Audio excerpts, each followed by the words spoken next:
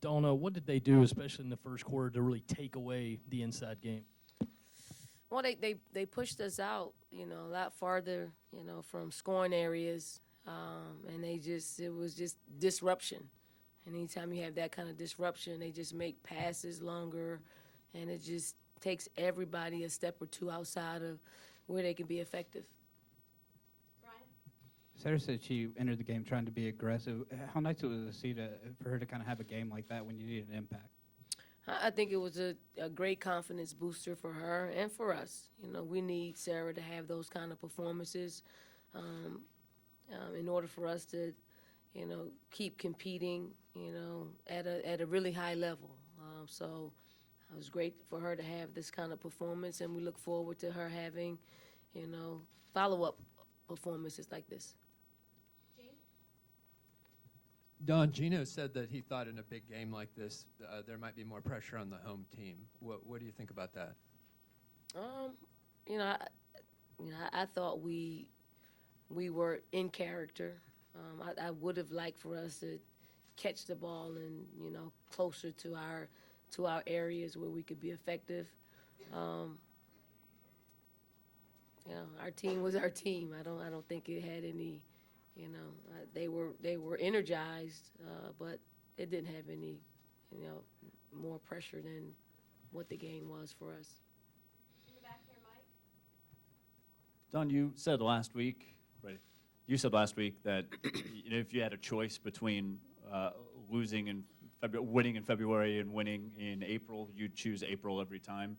Are you sort of looking forward maybe to a rematch? Well, I told our team there's a lot in between, now and then, a lot of basketball. But the hard part is to get back there. The easier part is to play UConn again. So I think our players are understand what the road is ahead of us, and if we get to that point, I just think that the more times you play UConn, the better feel you have for them. In the back again, Andy.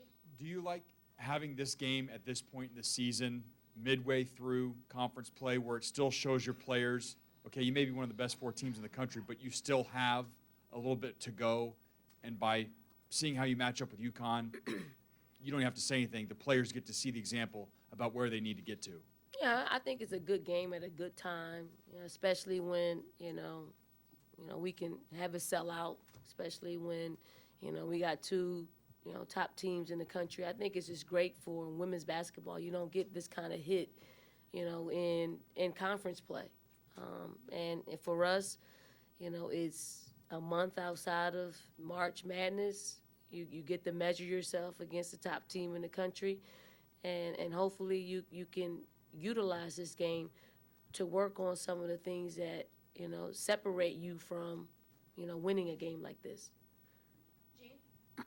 Yeah, Don, to follow up on, you said it's great for women's basketball. I mean, everybody that cares about the sport was watching this and probably in awe of 18,000 people at a game like this. Do you still feel like you guys are kind of ambassadors for the sport? Well, I just think we do things the right way. Our fans support us like no other.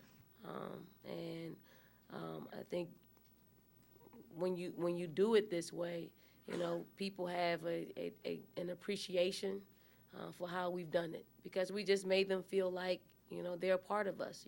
They're gonna not sleep as much tonight because we lost. All the fans that have come to support us, they put a lot of energy in coming to our games, not just buying the ticket. The park is 5 blocks away.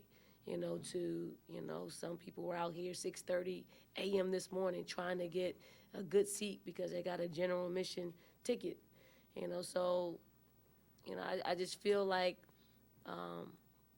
disappointed too, to the point of them wanting us to win the game. I wanted to win the game more so for actually our team than for our fans, because they're so committed. They were disciplined tonight. We weren't. They were disciplined. They came, they did, they were loud. They tried to, put their energy into our team, and we disappointed them. But, hopefully, You know, they're not a fair weather fan. They're going to be there tomorrow. They're going to be there the next day. But, you know, they'll tell us what we did wrong, and we'll try to correct some of those things. Michelle, can you use the mic? Thank you. You talked about that you were getting the ball further out than you wanted to. Was that maybe part of the issue with Elena, because it seemed like she became a little less confident, wasn't getting the type of shots, or I guess how would you, reference maybe why she wasn't really herself tonight? Well, I just think we didn't put her in a position to receive the ball. When the guards have to catch the ball, 30 feet from the basket, it's no longer, a great look to get her inside.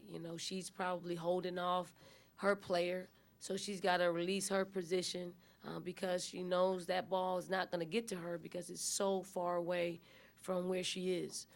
So we got to do a better job from a perimeter standpoint at getting the ball where we can be effective, not only passing but shooting and, putting the ball on the floor. Dawn, was Tiffany okay? It seemed like, especially in the first, she was kind of pulling up for a jumper instead of maybe finishing at the lane. Was that back still giving her problems? No, I thought that was probably a residual effect of being called for charges, for the past couple of games. So, she'll adjust. She'll adjust, and she'll be ready to rock and roll on Thursday. David? Dawn, two questions. First of all, because of how much they score, do they put so much pressure on your offense that it almost takes you out of your offense sometimes? Well, I thought we did a really good job. They only scored 66 points. They do put pressure on your offense to have to keep up with them. And when you don't take the right type of shot, you take ill-advised shots, they make you pay time and time again. And it's hard enough to have to play them in the half court. But when they get out and transition and, put you back on your heels, it's hard over a 40-minute period. And you've talked before about needing to play them more to have a chance at beating them. Did you see growth between this game and the game last year in Storrs, growth or competitiveness or any of that? I did. I feel good about, if you can feel good about a loss, I feel good about, how we handled UConn. I don't know. They're not as potent offensively, meaning from the perimeter as they were last year. So you got some wiggle room. They're still as dangerous in transition. They're still as dangerous in the half court set. But sometimes you can live, with them taking, a few more outside shots than last year.